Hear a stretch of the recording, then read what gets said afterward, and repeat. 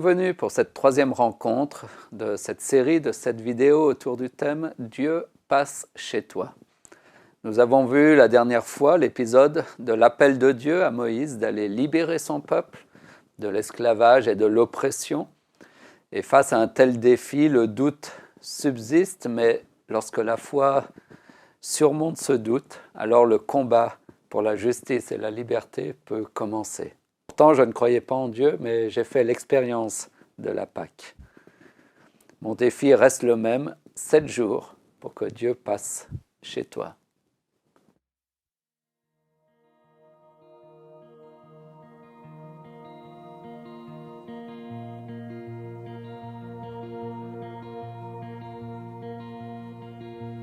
Brise les murs qui nous séparent, déchire le voile qui nous éloigne.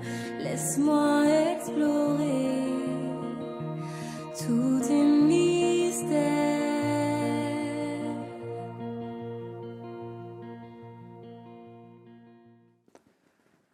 La mission de Moïse est claire.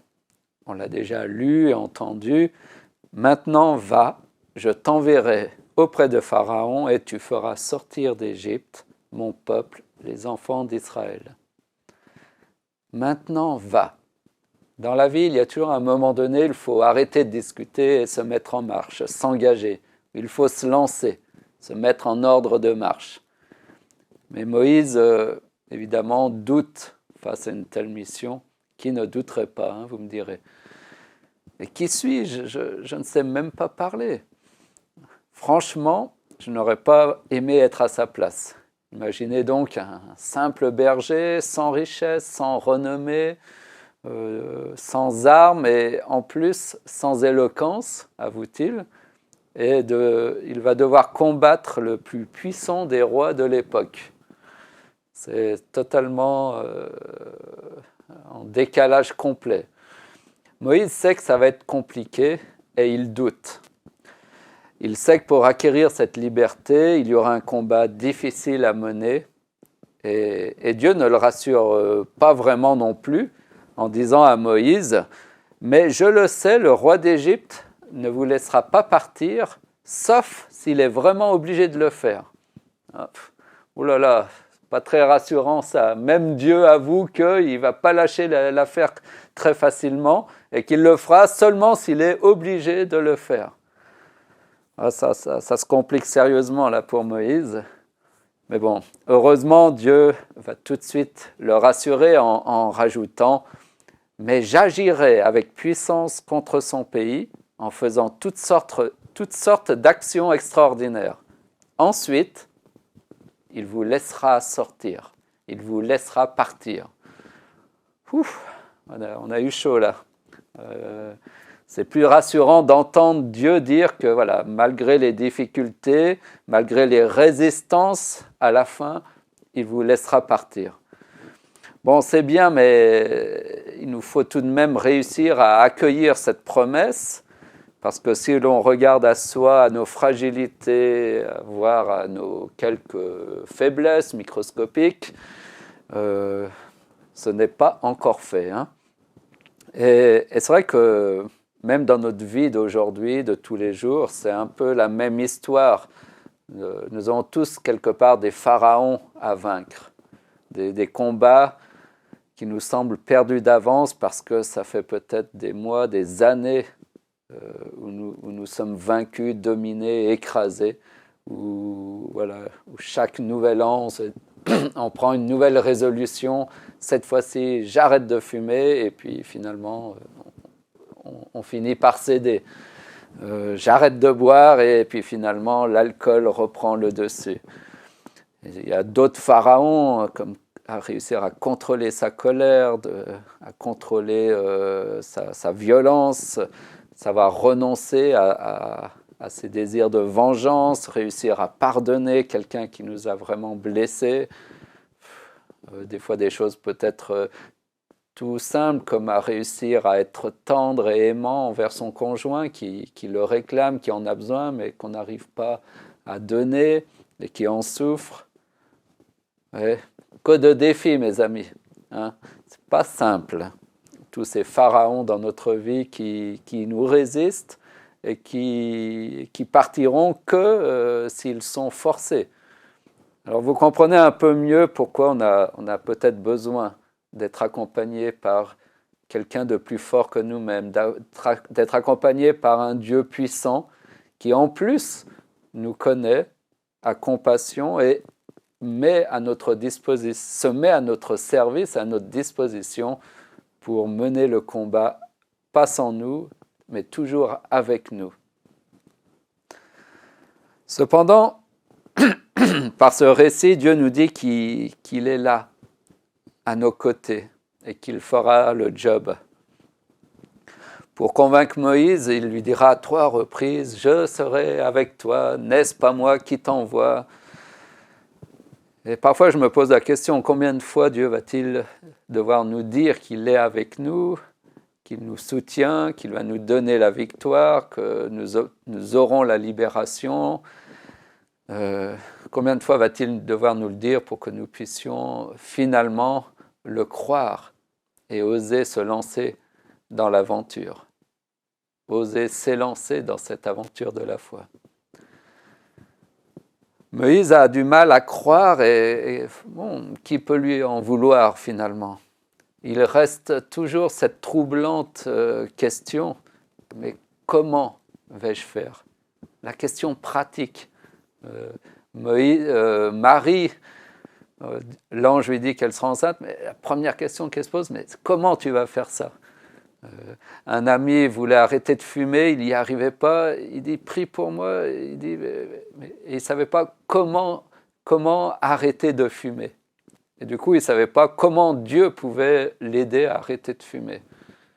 Bon, voilà, ce problème du comment est un grand problème pour nous qui sommes limités, mais au final, c'est un problème assez simple à résoudre pour Dieu. Cette question du comment il va faire. Quelque part, c'est comme si Dieu voulait nous dire, mais t'inquiète pas du comment. C'est mon boulot, ça. C'est moi qui vais m'occuper de l'aspect pratique des choses. Alors, l'histoire est quand même assez étonnante, puisque, alors, face à cette question de Moïse qui doute sur le comment, Dieu va lui donner une arme de guerre tout à fait redoutable pour le convaincre d'aller de l'avant. Alors l'Éternel lui dit, qu'y a-t-il dans ta main? Et Moïse répondit, un bâton ou une verge, un bâton du berger. Et Dieu de lui dire, bien, ton arme, Moïse, ce sera ça, ton bâton de berger. C'est tout ce que tu as avec toi, mais c'est suffisant pour moi. Avec ça, on va délivrer Israël. Avec ça, je ferai des signes et des prodiges qui finiront par avoir raison de l'entêtement et de la résistance de Pharaon. Alors j'imagine que Moïse a dû rester un peu perplexe. Alors Dieu va l'aider à croire que ce simple bâton de berger est suffisant. Et Dieu va lui demander de jeter à terre ce bâton. Et le texte nous dit, il le jeta par terre et il devint un serpent. Pouf. Moïse fuyait devant lui. L'Éternel dit à Moïse, étends ta main et saisis-le par la queue. Il étendit la main et le saisit, et le serpent redevint un bâton dans sa main. Et plus loin, Dieu va dire à Moïse, prends dans ta main ce bâton avec lequel tu feras les signes, les fameux signes, les fameuses plaies qui vont amener le Pharaon à céder. Moi, j'aimerais bien avoir ce bâton, ça doit être trop bien. Bon, après, en réalité, si on réfléchit bien, le bâton n'est rien en lui-même, c'est juste un morceau de bois. Ce qui compte, c'est la foi en la parole de Dieu. Parfois, il suffit de lever le poing en l'air et Dieu agit. J'ai ma fille qui a vécu des expériences très fortes. Levait le poing et Dieu répondait à sa prière. Dieu est capable de faire des choses assez incroyables. Comme quoi, dans l'aventure de la foi avec Dieu, ce qui compte, ce n'est pas vraiment ce que je suis ni ce que j'ai. Moïse n'a rien. On ne peut pas faire plus démuni que lui. Mais ce que Dieu dit et ce qu'il veut, ce que Dieu dit et ce qu'il veut et peut accomplir à travers mes faibles moyens et la faible personne que je suis. C'est ça qui est important. Ce que Dieu dit de moi et ce que Dieu me demande d'accomplir par sa grâce. L'humour de Dieu n'a d'égal que sa grandeur. Et Moïse se laisse convaincre par l'humour de Dieu. Bon, peut-être aussi un peu par sa puissance. Lorsqu'il voit le bâton se transformer en serpent, c'était peut-être plus convaincant que l'humour de Dieu. Mais il finit par croire. Et le texte dit alors que Moïse s'en alla. Enfin, c'est vrai que Dieu s'était presque même un peu fâché, tellement Moïse avait du mal à croire à son appel, à sa vocation. Je ne peux pas lui jeter la pierre, j'ai fait exactement pareil. Ce Dieu-là est plus que tous les pharaons et rois rassemblés de ce monde. Et ça, je crois que Moïse, quand il est parti, il en était convaincu. Et il part et il quitte tout pour suivre sa destinée et son appel. Il est lent à la détente, mais lorsqu'il est convaincu, il se lance, il y va. Dieu a besoin d'hommes convaincus.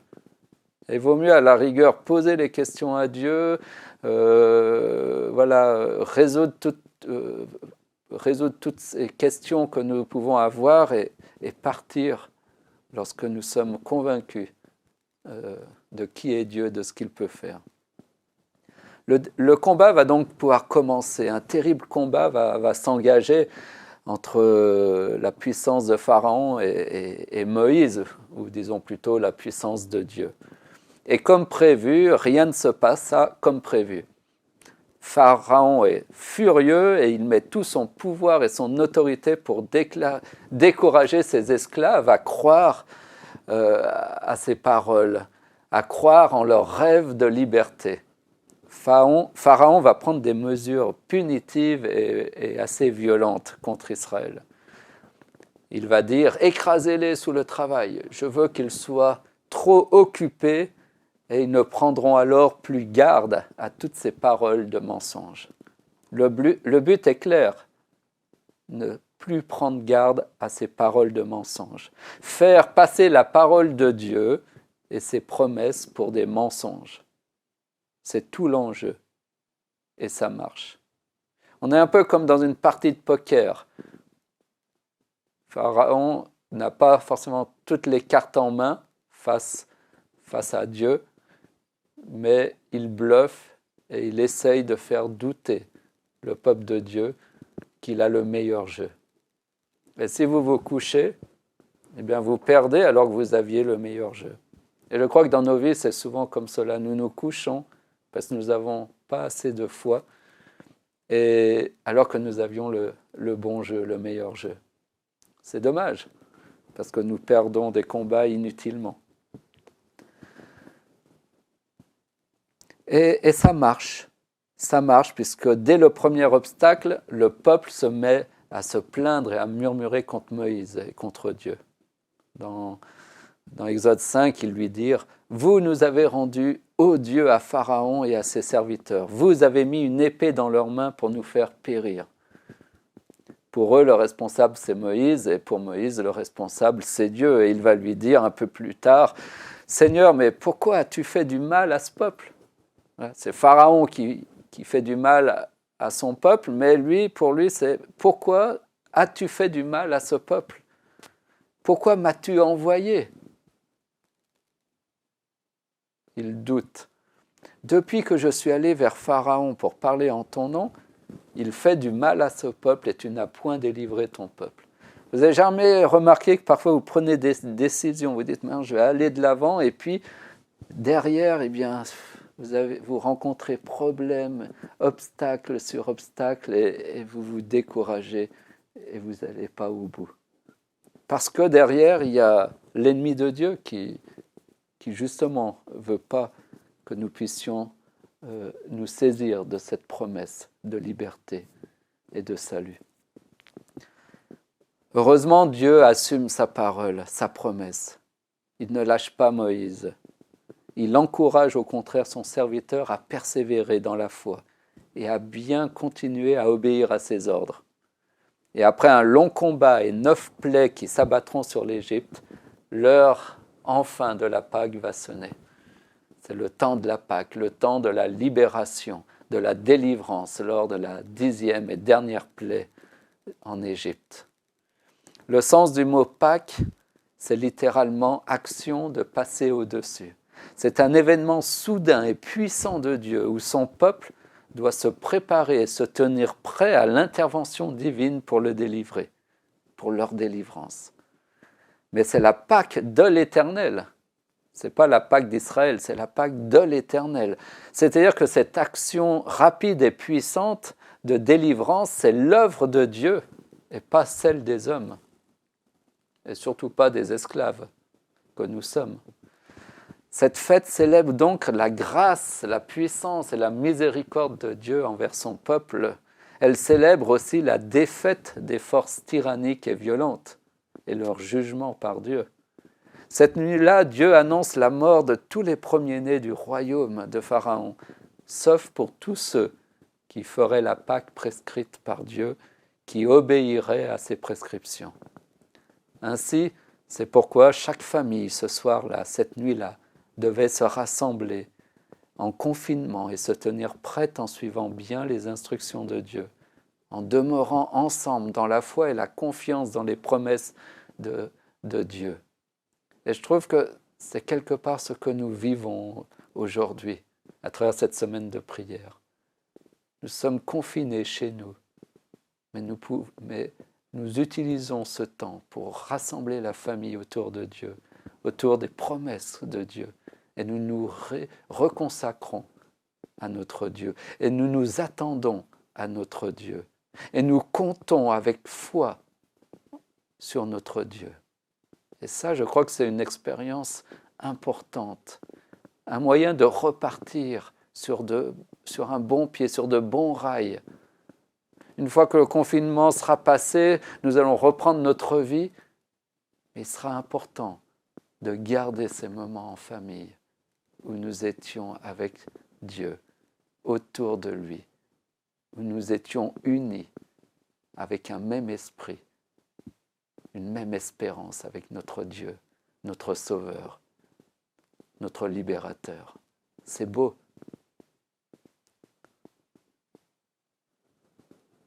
La Pâque, c'est la visitation de Dieu parmi les hommes. Emmanuel, Dieu parmi nous, où Dieu passe chez nous, chez toi. C'est le jour où Dieu t'accorde une délivrance spéciale dans ta vie. Le combat est difficile, mais la Pâque nous rappelle que tôt ou tard, Dieu t'accordera la victoire, qu'il sauvera celui qui a cru en lui et qu'il le délivrera de ses oppresseurs. Je ne sais pas par quel moment vous passez, quelles difficultés vous rencontrez, mais vous pouvez avoir cette assurance, quoi qu'il se passe, que Dieu est là, qu'il connaît vos douleurs, vos souffrances. Il sait par quoi vous passez et qu'il est prêt à agir et à vous délivrer de vos oppresseurs. Nous verrons demain que la Pâque évoque une délivrance aussi beaucoup plus large et plus grande que nos propres luttes personnelles, individuelles. La Pâque symbolise aussi la libération de l'humanité tout entière pour tous les hommes, toutes les femmes, de toute nation, de toute culture, à travers l'agneau de Dieu sacrifié à cette occasion, à travers ce sang qui est appliqué autour de la porte de la maison pour garder la porte de notre cœur du mal et de tout jugement. Alors, je vous donne rendez-vous demain pour continuer cette aventure de la foi avec le Seigneur pour cette Pâque. Amen.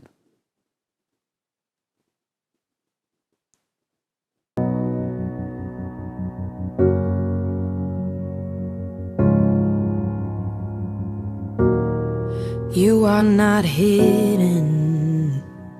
There's never been a moment you were forgotten. You are not hopeless. Though you have been broken, your innocence stolen, I hear you whisper underneath your breath. I hear your SOS, your SOS. I will send out an army to find you in the middle of the darkest night. It's true, I will rescue you. There is no distance that cannot be covered over and over. You're not defenseless. I'll be your shelter, I'll be your armor. I hear you whisper underneath your breath. I hear your SOS, your SOS.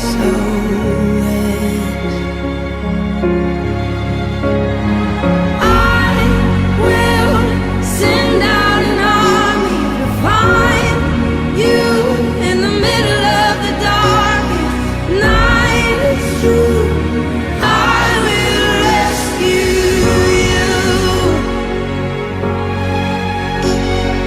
I will never stop marching to reach you in the middle of the hardest fight. It's true, I will rescue you. I hear the whisper underneath your breath. I hear you whisper you have nothing left. I will send out an army to find you in the middle of the darkest night. It's true, I will rescue you. I will never stop marching to reach you in the middle of the hardest fight. It's true, I will rescue you.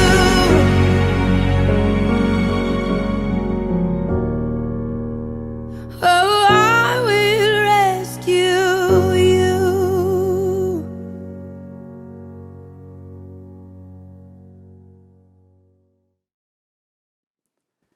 Et maintenant, je voudrais vous partager une annonce au sujet du repas pascal qui aura lieu demain. Voilà, nous aurons ce repas célébré lors de cette fameuse nuit, de cette fameuse 10e plaie où le peuple devait se tenir ensemble autour de l'agneau pour eh bien, sortir vainqueur de ce terrible conflit.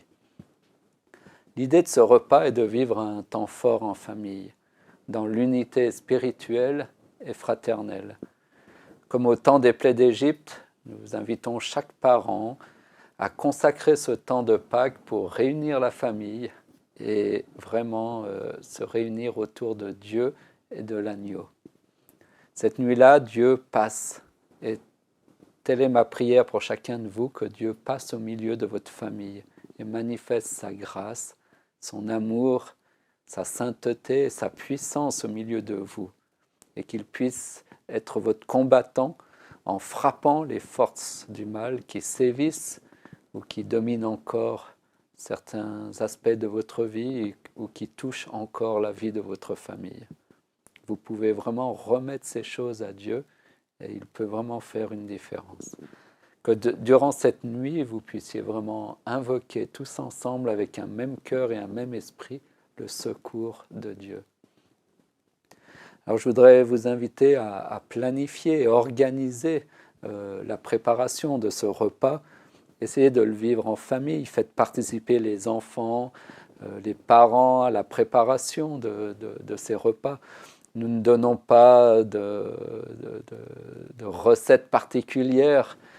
Chacun est libre de l'organiser comme il le souhaite, de préparer les repas que la famille aime, que peut-être les enfants aiment particulièrement. Ça doit être une occasion de fête. En tout cas, nous vous le proposons ainsi.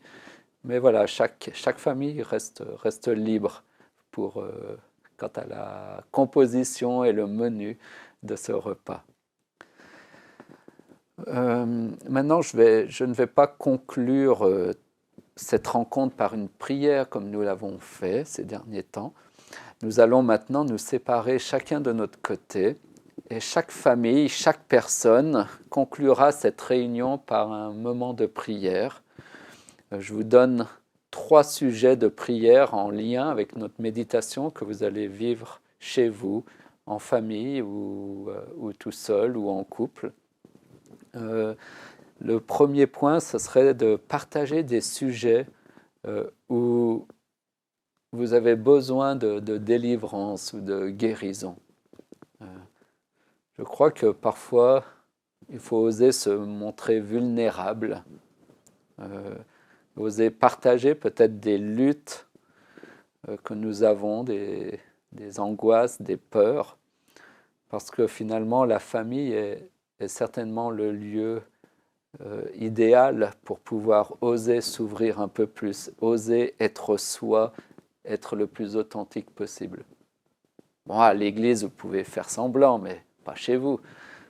Non, sérieusement, je pense que le Seigneur aime l'authenticité et je crois qu'il a créé la famille pour être justement ce petit jardin d'Éden, ce jardin de délices où nous pouvons oser être soi, sans peur et sans crainte du jugement.